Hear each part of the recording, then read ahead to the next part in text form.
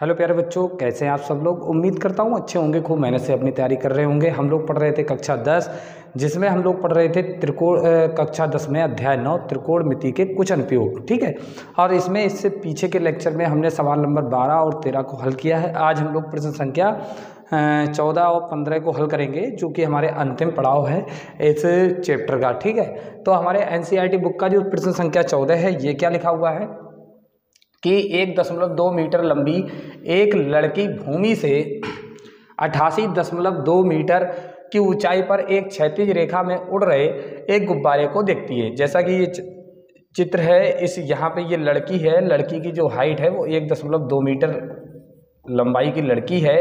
वो यहाँ से देखती है क्षैतिज दिशा में कि 88.2 मीटर की ऊंचाई पर भूमि से जो है एक गुब्बारा उड़ रहा है। यहाँ पे जो गुब्बारा है वो कितनी ऊंचाई पर उड़ रहा है? 88.2 मीटर की ऊंचाई पर भूमि से उड़ रहा है। आगे क्या लिखा है? कह रहा है किसी भी क्षण लड़की की आंख से गुब्बारे का उन्नयन कोण 60 है। किसी भी क्षण, कुछ क्षण बाद, कुछ समय बाद जो लड़की की आंख का उन्नयन कोण है वो उस समय अभी कितना है? किसी क्षण 60, कुछ समय बाद उन्नयन कोण घटकर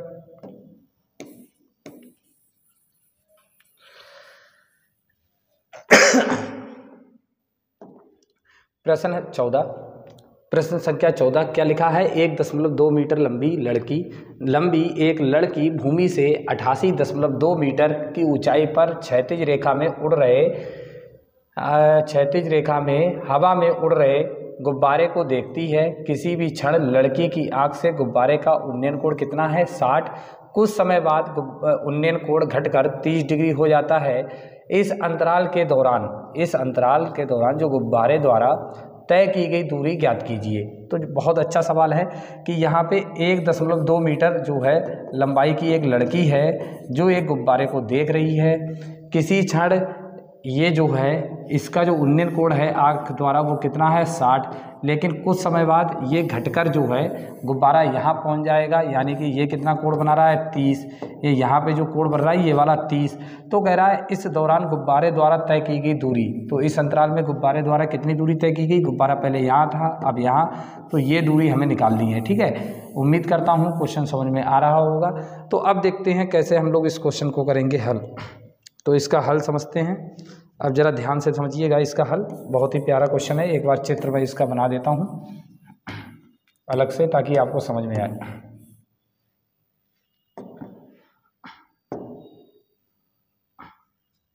अब सुनिए, जैसे यहाँ पे कोई लड़की है, ये कोई लड़की है। ठीक है, ये लड़की है, ये इसकी जो हाइट है वो 1.2 मीटर है और यह क्षैतिज रेखा में उड़ रहे गुब्बारे को देखती है। ये इस गुब्बारे को देख रही है। चलो चित्र थोड़ा इधर बनाएं, ये यहाँ पे सही नहीं है। चित्र को थोड़ा इधर बनाते हैं जिससे आपको समझ में आए।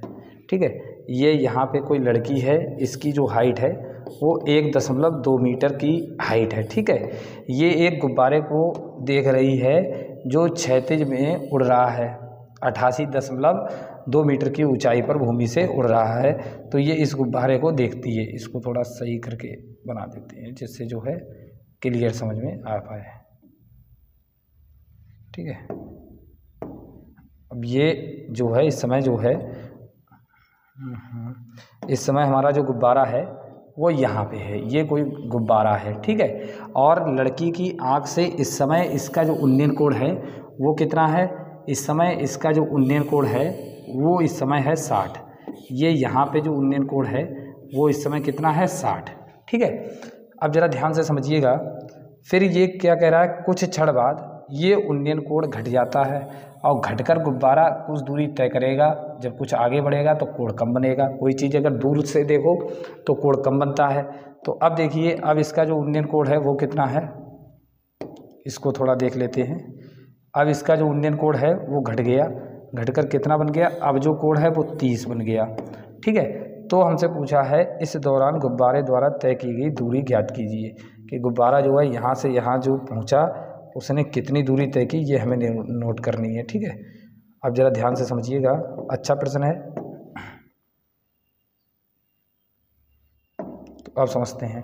अब जो गुब्बारा हमारा पहुंच गया यहाँ पे, कह रहा है कितनी दूरी तय की वो हमें नोट करनी है। ठीक है, तो इसको थोड़ा बढ़िया से इमेज तैयार कर दें जिससे आपको जो है कोई दिक्कत ना हो पाए।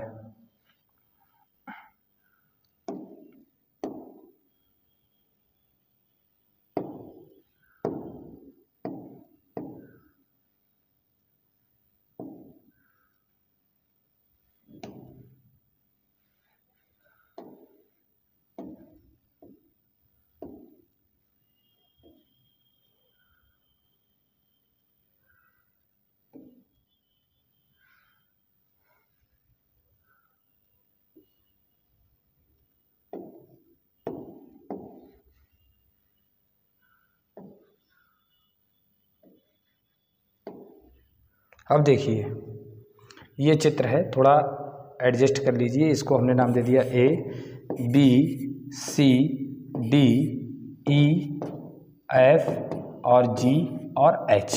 ठीक है, ये हमारा चित्र है। हमने मान लिया कि गुब्बारे की जो गुब्बारा है वो कितनी दूरी तय की है इस अंतराल में। इस अंतराल के दौरान गुब्बारे द्वारा तय की गई दूरी वो ये है D और F या C और E। ठीक है, बात वही है, चाहे C लिख लो चाहे DF लिख लो। तो मान लिया हमने,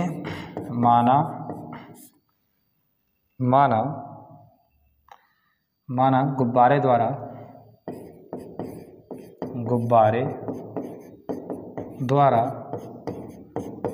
तय की गई दूरी जो है वो CD बराबर कितनी है, CD बराबर CD नहीं, ये DF है।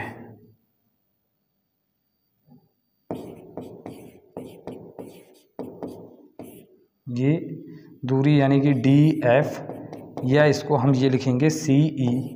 ये दोनों हमारे पास कितनी है, X मीटर। ये हमने मान लिया X, क्यों, जब ये X है, X मीटर है, तो ये भी कितनी होगी, X मीटर होगी। ठीक है, और पूरी हमारे पास कितनी थी गुब्बारे की, जो मतलब भूमि से जो ऊंचाई कितनी है इस गुब्बारे की, वो है 88 ये जो है वो है 88.2। लेकिन समस्या ये है, हाँ, हमारा जो कोण बढ़ रहा है वो आँख से बढ़ रहा है, यानी कि 1.2 जो लड़की की लंबाई है ये हमारे लिए हो जाती है बेकार। तो ये भी 1.2 होगी। ठीक है, तो ये भी 1.2 होगी, तो 1.2 हटा देते हैं, क्यों, ये हमारे लिए बेकार है, ये हमारे लिए बेकार है। हमारे लिए जो काम की है वो 88.2 में से 1.2 घटा दो, तो हमारे पास यहाँ पे कितना बचा, जब आप 88.2 में से ये घटाओगे तो ये बचेगा 87 मीटर। कितना बचेगा, 87। यहाँ पे मैं और कलर यूज कर देता हूँ जिससे आपको पता रहे। ये वाली हाइट जो है यहाँ से यहाँ तक ये होने वाली है हमारे पास 87 मीटर। ये हमारे लिए काम की होगी। ठीक है, तो और क्या दिया है, लड़की की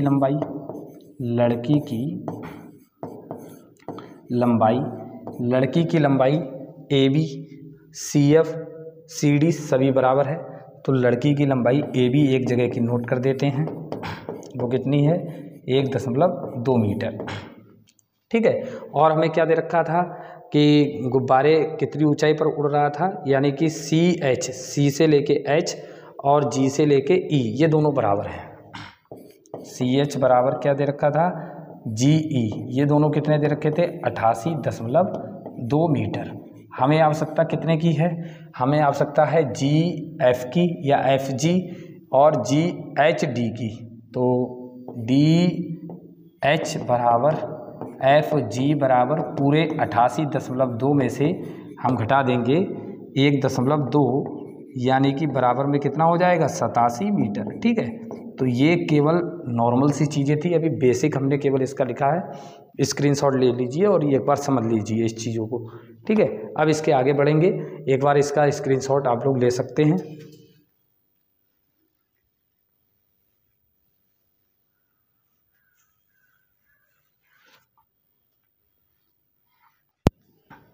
यहाँ पे दो त्रिभुज हैं, एक है ADH, एक बार हम लेंगे AFG। ठीक है, दो त्रिभुज हैं, इनमें दोनों में लेंगे, एक बार हमें 60 डिग्री कोण लेना है, एक बार 30। ये पूरा बड़ा वाला जो है वो 60 है, ठीक है। तो इसके लिए क्या करना पड़ेगा, जब आप ये वाला त्रिभुज लोगे AFG वाला, तो आपको यहाँ से लेके यहाँ तक की लंबाई पता होनी चाहिए। ये तो हमने x मान ली, तो इसको अपनी सुविधा के लिए हम लोग लिख लेते हैं 22 मीटर। जब ये 22 है तो ये भी क्या होगा, 22 होगा, ठीक है। ये भी क्या होगा, 22 होगा। तो अब हम एक बार देखे चलते हैं त्रिभुज ADH में।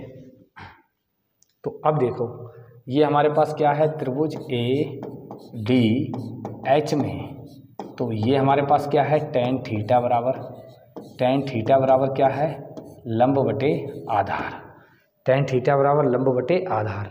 लंब हमारे पास कितना है, 87, आधार हमारे पास कितना है, 22, और कोण थीटा कितना है, 60। कोण थीटा कितना है, 60।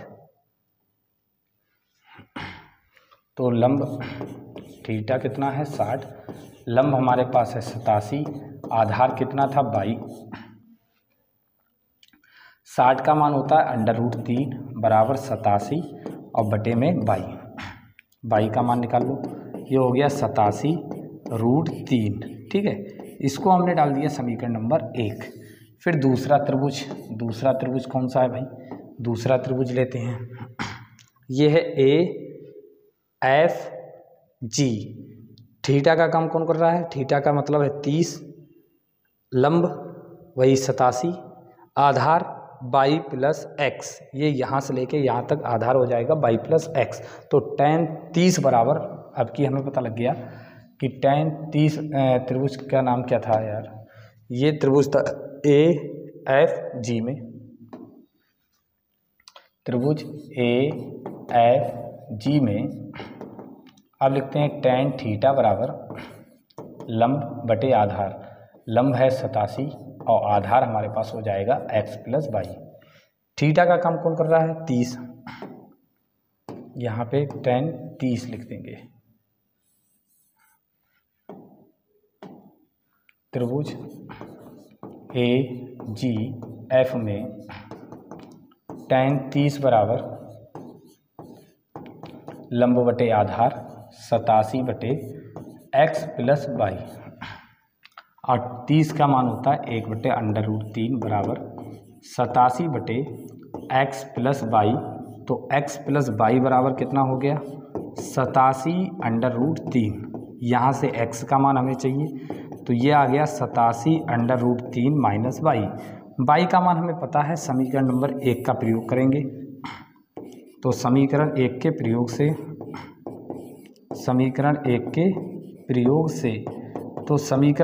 प्रयोग से हमें क्या मिलेगा, x बराबर 87√3 माइनस ये हो गया 87/√3, जिसके बटे में कुछ नहीं 1, ये हो गया √3 की गुणा अगर इससे करेंगे, ये आ गया x बराबर 87√3 माइनस, या ऐसा करो इसका परमेकरण कर दो, √3 से यहाँ पे गुणा कर देंगे, √3 से भाग। तो यहाँ पे 87√3, पहले इसको हल कर देते हैं, √3 से गुणा √3 से भाग। ये कितना आ गया, 87√3 माइनस ये हो गया 87√3 और बटे में कितना आ जाएगा, 3 से काटेंगे, 3 दूनी 6, 3 नेम 27।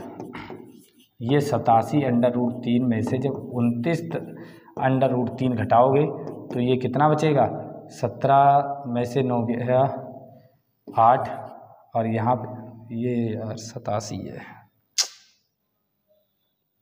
कितना लिख दिया, यहाँ पे ये है 87, ये कितना है 87, ठीक है। और यहाँ पे कितना बचा, 6 में से 2 गया 4, नहीं 17 में से 9 गया 8, 7 बचा, 7 में से 2 गया 5, 58√3 मीटर।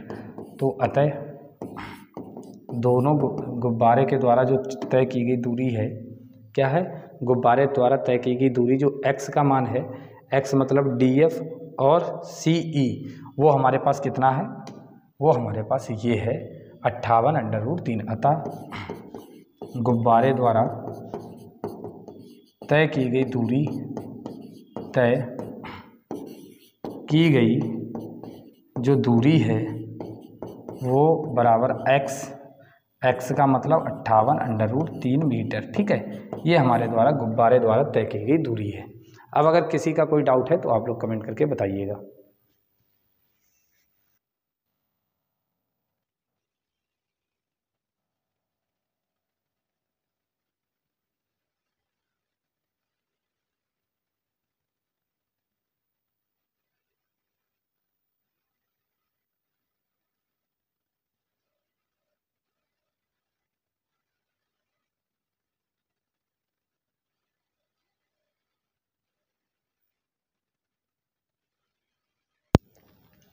अब चलते हैं इसके आगे। अगला जो क्वेश्चन है, क्वेश्चन नंबर 15 क्या है इसको समझ लीजिए। ये काफ़ी अच्छा प्रश्न है। इसमें लिखा है एक सीधा राजमार्ग एक मीनार के पाद तक जाता है। पाद का मतलब होता है तल। मीनार के शिखर पर खड़ा एक आदमी कार को 30 डिग्री के अवनमन कोण पर देखता है, जो कि मीनार के पाद की ओर समान चाल से जाती है। कौन? कार। 6 सेकंड बाद कार का अवनमन कोण 60 डिग्री हो जाता है। इस बिंदु से मीनार के पाद तक पहुंचने में कार द्वारा लिया गया समय ज्ञात कीजिए। काफ़ी आसान क्वेश्चन है। अगर इस क्वेश्चन की बात करें, ये यहाँ पे कोई मीनार मान लीजिए, ये हमारे पास कोई मीनार है, तो ये हमारे पास एक मीनार है, तो ये मीनार है, ये मीनार का पाद बिंदु है। ठीक है, और यहाँ से कोई कार मीनार के पाद की तरफ भागती हुई चली आ रही है। यहाँ से कोई कार जो है वो मीनार के पाद बिंदु की ओर भागती हुई चली आ रही है। अब देखिए इसके आगे की क्या कहानी है।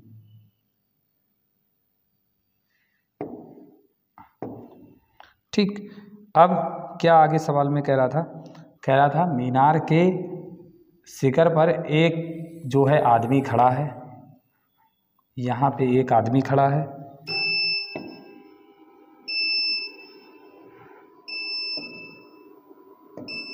मीनार के शिखर पर एक आदमी खड़ा है, जो कार को कितने उन्नयन कोण से देख रहा है। जो यहाँ पे जो आदमी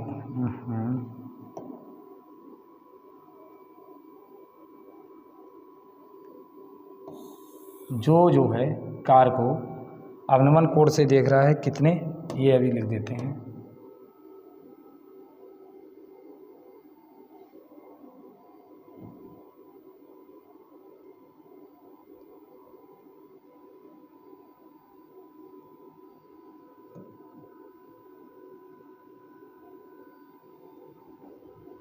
जो कार को 60 डिग्री के मतलब 30 डिग्री के अवनमन कोण पर देखता है।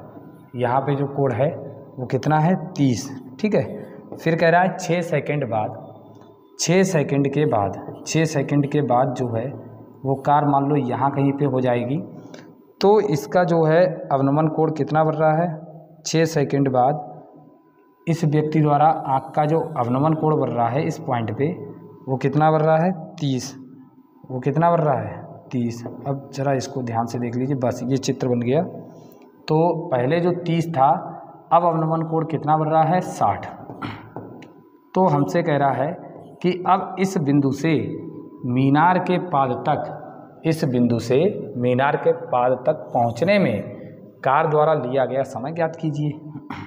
ये हमने समय मान लिया कितना? t second. और इसकी ऊंचाई मीनार की कितनी है ये दे रखा है, ऊंचाई नहीं दे रखी है। ऊंचाई हमने मान ली h, लेकिन ऊंचाई हमें ज्ञात नहीं करनी है। हमें केवल ये बताना है कि इस बिंदु से पाद बिंदु तक पहुंचने में कितना समय लेगा, वो हमें समय निकालना है। तो इसको नाम दे देते हैं A, B, C और D। माना CD एक मीनार है, CD एक क्या है? मीनार है। D जिसका शिखर बिंदु है,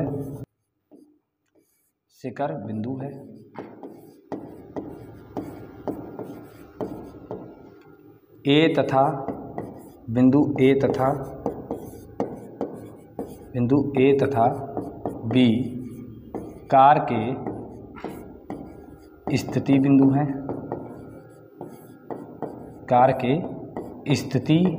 बिंदु हैं। बिंदु ए तथा बी कार के क्या हैं, स्थिति बिंदु हैं। ठीक है, फिर हमसे क्या कहा है, बिंदु ए से बी तक पहुंचने में लगा समय हमें दे रखा है, और ये डी से जो है ए का अवनमन कोण, बिंदु डी से बिंदु ए का अवनमन कोण 30 दिया है, बिंदु डी से बिंदु बी का अवनमन कोण कितना दिया है, 60। तो ए और बी यानी कि बिंदु ए से बी तक पहुंचने में लगा समय, बिंदु ए से बिंदु बी तक पहुंचने में लगा समय, बिंदु बी तक पहुंचने में जो लगा समय है, पहुंचने में लगा समय वो कितना है, ए बी बराबर है 6 सेकेंड। ठीक है, फिर हम लोग मान लेते हैं, हमें मानना क्या है, माना बिंदु बी से बिंदु सी तक पहुंचने में लगा समय, पहुंचने में जो लगा समय है, लगा समय वो बराबर कितने सेकंड है, टी सेकंड है। ये हमें टी का मान हमें निकालना है। तो इसके लिए बारी बारी से दो त्रिभुज का चयन करेंगे। एक बार हम लेके चलेंगे त्रिभुज ए पहले नहीं, पहले ये वाला त्रिभुज लेंगे छोटा, ये वाला त्रिभुज बी सी डी में, त्रिभुज बी सी डी में क्या पढ़े हो फार्मूला, tan थीटा बराबर लंब बटे आधार।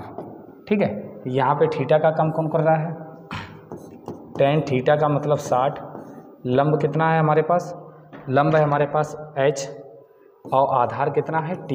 tan 60 का मान कितना होता है, √3 बराबर h/t, h बराबर आ जाएगा √3t। ठीक है, ये हमारे पास हो गया समीकरण नंबर 1। ये हमारे पास क्या हो गया, समीकरण नंबर 1। फिर इसके आगे अगर बात करें तो इसके आगे हमारे पास क्या है,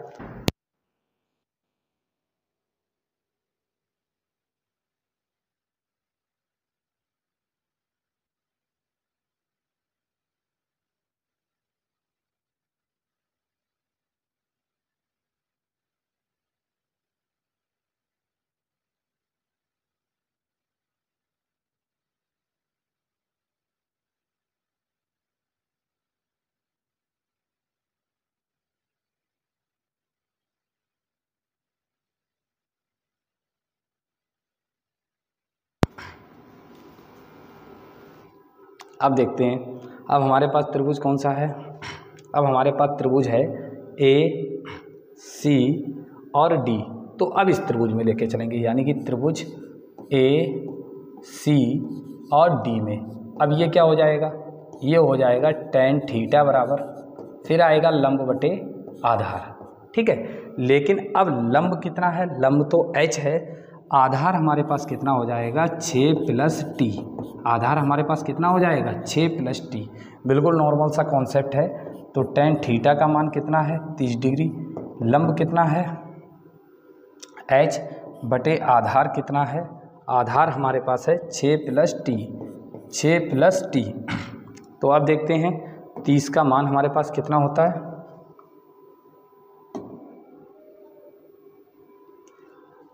30 का मान होता है 1/√3। ठीक है, बराबर लंब हमारे पास कितना है h बटे 6 + 3, h बटे 6 + t।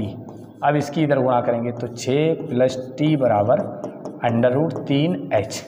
अब समीकरण 1 के प्रयोग से आप देखो h बराबर कितना आया था समीकरण 1 से, तो समीकरण 1 से अगर बात करें तो h बराबर हमारे पास √3t आ गया। तो 6 + t बराबर √3 गुणा √3t। तो अब यहाँ से देखें तो 6 + t बराबर √3 का मतलब 3t। तो 6 बराबर 3t - t, 6 बराबर कितना आ गया 2t, 2 से काटते हैं 2 तियाँ 6, तो t बराबर कितना आ गया 3 सेकेंड।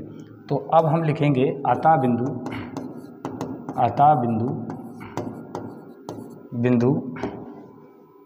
बिंदु B से C तक पहुँचने में, अतः बिंदु B से C तक पहुँचने में लगा समय, पहुंचने में लगा समय बराबर हमारे पास कितना हो जाएगा, वो हो जाएगा 3 सेकंड। ठीक है, तो उम्मीद करता हूँ प्यारे बच्चों कि यहाँ तक आपका जो है ये लेक्चर आपको खूब अच्छे से समझ में आया होगा।